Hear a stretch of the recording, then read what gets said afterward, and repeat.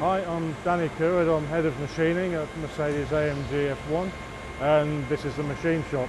We've got a wide variety of machines here that range from 5-axis mill turn centres through 5-axis milling centres, large horizontal machine on which we produce our gearbox, and a number of more manual machines, what you consider more traditional machines.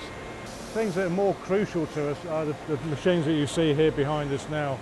They do a lot of the last minute operations for small changes, last minute design changes, the things that allow us to get parts onto the car quickly.